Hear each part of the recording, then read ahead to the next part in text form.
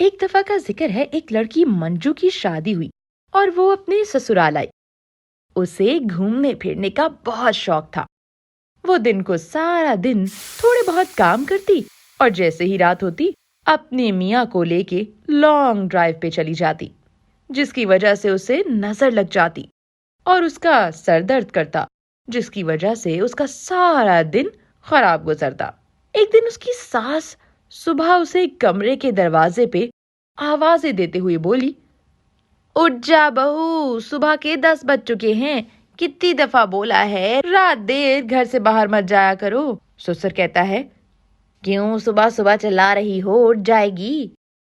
इतने में अंदर से मंजू बोलती है, पता नहीं मेरी सास को क्या मसला है, हमेशा बोलती रहती है। और दरवाजा खोल के बोलने लगी, क्या मतलब है अब? इस घर में कोई सुकून से भी नहीं सो सकता? क्या मसला है सासू माँ जी? क्यों चिल्ला रही हैं? मेरे सर में पहले ही दर्द है। सास ने बोला, तुम्हें 1000 दफा कहा है रात को देर से बाहर मत जाया करो, नजर लग जाती है, मगर तुम मेरी सुनती कहाँ हो।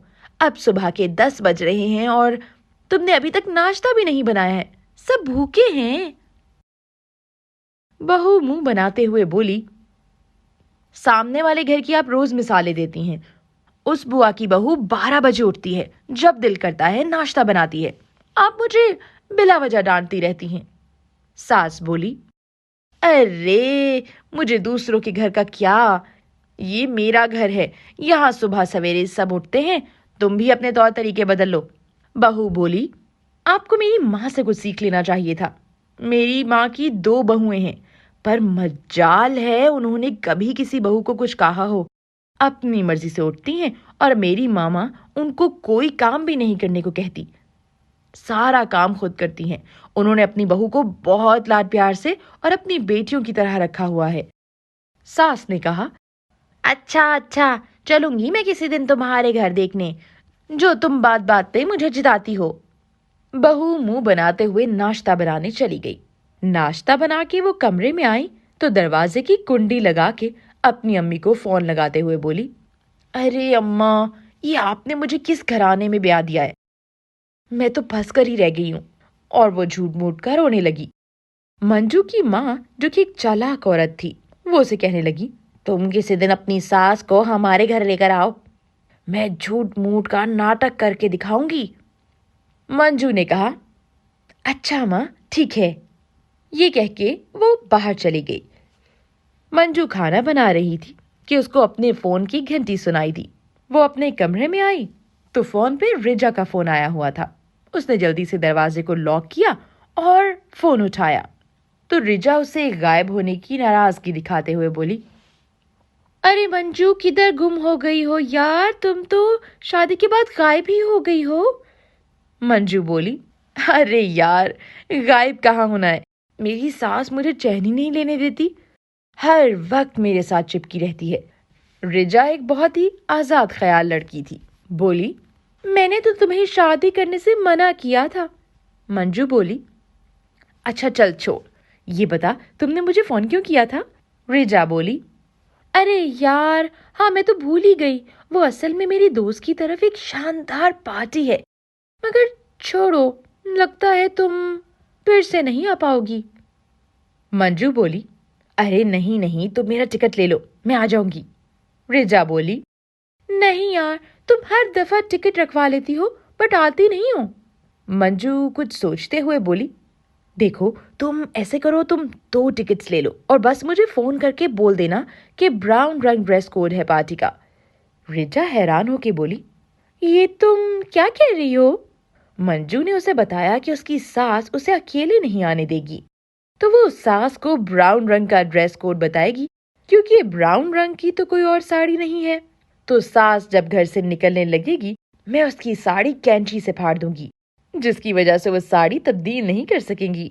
रिजा उसकी बात सुन के बोली, तुम्हारा प्लान तो अच्छा है, मगर देख लेना 5000 की एक टिकट है, तुम हर दफा पार्टी खराब कर देती हो, मगर अब की बार कुछ ऐसा ना करना। रिजा मुंह बनाते हुए बोली। उसके बाद फोन काट दिया। मंजू कमरे से बाहर गई और सास के कमरे में गई और बोली, आप मेरी माँ जैसी हैं, इसलिए रिजा के घर पार्टी है। उसने सबकी सास को बुलाया है, तो आप भी मेरे साथ चलें। लेकिन ड्रेस कोड ब्राउन कलर है। हेलो बेटा, तुम ये पैसे लो और जाओ कपड़े ले आओ। मंजू ये सुन के बहुत खुश हुई कि उसकी चालाकी काम करेगी। उसका बिल्कुल दिल नहीं था कि सास को लेकर जाए, इसलिए उसने ये सारा प्लान किया था। वो अपने लिए महंगा सा फ्रॉक ले आई, जबकि सास के लिए सस्ती सी ब्राउन साड़ी। मगर सास इसमें भी खुश थी। वो तैयार हुई, उसने एक खूबसूरत सा ब्राउन रंग का फ्रॉक पहना, जबकि उसकी सास ने ब्राउन रंग की साड़ी पहन ली। मंजू चुपके से अंदर गई और साथ कैंची उठा ली और चलते चलते चुपके से सास की साड़ी पे एक तरफ से कैंची चला दी, जिसका सास को पता ही नहीं चला। मंजू आराम से वो कैंची वापस रख कर आई और बहुत खुश थी कि अब उसकी सास पार्टी पे नहीं जाएगी। वो जैसे ही बाहर निकलने लगी, वो जोर जोर से कहने लगी, अरे सासू माँ, आपकी साड़ी को क्या हुआ? ये तो ओ कट गई है। अब क्या होगा? सास भी अचानक से घबरा गई और कहने लगी, अरे रे रे बहू, ये तो मुझे पता ही नहीं चला कि कैसे कट गई। ये तो बहुत नुकसान हो गया। मेरे पास तो ब्राउन रंग की कोई और साड़ी भी नहीं है। मंजू सास को फिक्र से देख रही थी, मगर अंदर ही अंदर बहुत खुश हो रही थी। वो सोच रही थी अब उसकी सास उसको अकेले जाने का बोलेगी। मगर सास अचानक बोली, मंजू बेटा तू रुक, मैं अभी 2 मिनट इसे गुम सिलाई लगा के आती हूँ। मंजू घबरा गई। उसने बोला, नहीं सासू माँ, बहुत देर हो रही है और सिलाई का निशान वहां बुरा लगेगा ना। सास ने बोला, अरे नहीं बहू, बस 2 मिनट में सिलाई लगा लूंगी, पता भी नहीं चलेगा और काम भी हो जाएगा। तू बस 2 मिनट रुक। ये कह के सास अंदर चली गई और मंजू सर पकड़ के बैठ गई कि अब क्या होगा, और उसका सारा प्लान तो चौपट हो गया। कुछ देर बाद उसकी सास आई और उसे चलने को बोला। मंजू बेदिली से सास के साथ चलने लगी। वो बहुत नाखुश थी क्योंकि वो सास को अपनी पार्टी पे नहीं लेकर जाना चाहती थी और उसका मंसूबा खराब हो चुका था। वो जैसे ही वहां पहुंची, उसकी सारी सहेलियां वहां मौजूद थीं और क्लब में डांस कर रही थीं। मंजू की सास बोली, बहू, तुमने तो कहा था कि सबकी सास आएगी, यहाँ तो कोई सास नहीं आई है और ये कैसे बेहुदा कपड़े पहन के नाच रही हैं। मंजू बुरा सा मुंह बनाते हुए बोली, सासू माँ, सबने अपनी बहू को ही भेजा है ताकि वो इंजॉय कर सके, और रही कपड़ों की बात, तो ये पार्टी है, यहाँ सब ऐसे ही कपड़े पहनते हैं। सास बोली, बहू, मुझे ये लड़कियां नाचती हुई बिल्कुल अच्छी नहीं लग रही, चलो घर चलते हैं। इस तरह मंजू की सास उसे जबरदस्ती घर ले आई। घर आके मंजू का मूड बहुत खराब हुआ था क्योंकि उसका सास को ना ले जाने वाला प्लान खराब हो गया था और उसकी सास उसे जबरदस्ती घर भी ले आई थी। उसने अपनी माँ को फोन किया, माँ, आपने मुझे कहाँ फंसा दिया है, मेरा दिल बहुत दुखी है। उसकी माँ बोली, अरे बेटी क्या हुआ, कुछ तो बोलो। मंजू बोली, मैं अपनी मर्जी से कहीं जा भी नहीं सकती, मेरी सास बहुत बुरी है, हर वक्त मुझसे काम करवाती है। मंजू जानबूझ के माँ के सामने बात को बढ़ा रही थी। सारी बात सुन के माँ ने मंजू को बोला, तुम अपनी सास को किसी बहाने से मेरे घर ले आओ। मेरे पास एक तरकीब है, उसे तुम्हारी सास को बदला जा सकता है। मंजू हैरत से बोली, माँ, आपके पास ऐसी कौन सी तरकीब है जो मेरी सास की सोच बदल देगी? माँ बोली, बस मंजू, जैसा कह रही हूँ वैसा करो। तुम अपनी सास को दावत पे हमारे घर ले आओ और दोपहर का खाना हमारी तरफ ही खाना। सास को आवाज देते हुए मंजू बोली, सासू माँ, मेरी अम्मी ने आपको और मुझे खाने पे बुलाया है।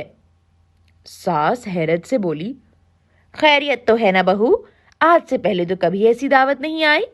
मंजू मुंह बनाते हुए बोली, बस अम्मी का ख्याल है कि आपको बुलाया जाए, आपकी दावत की जाए। सास ने जवाब दिया, अच्छा ठीक है बेटी, कल चलेंगे। मंजू बोली, सासू माँ देखना, मेरी माँ मेरी भाभियों को बिल्कुल काम नहीं करने देती और सारा काम खुद करती हैं। इतने लाड से रखा हुआ है ना उन्होंने अपनी बहुओं को। सास ने मंजू को कहा, बेटी, हमने भी तो तुम्हें प्यार से रखा है, छोटे छोटे काम तो फिर करने ही पड़ते हैं ना। मंजू ये सुन के मुंह बनाते हुए अपने कमरे में चली गई। अगली सुबह मंजू को अपने मेके जाने की खुशी थी, इसलिए उसने जल्दी जल्दी काम समेटा, अपने शौहर को ऑफिस भेजा और सास के कमरे में आ गई और बोली, सासू माँ आपने सारा काम समेट लिया है ना, अब आप भी तैयार हो जाए और मैं भी तैयार होने जा रही हूँ। सास बोली, चलो बहू, अच्छा किया, तुमने जल्दी सब समेट लिया, तुम भी अच्छे से तैयार हो जाओ।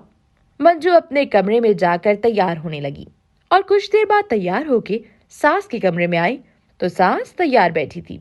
दोनों ने ड्राइवर को गाड़ी निकालने का बोला और मेके की तरफ चल पड़ी।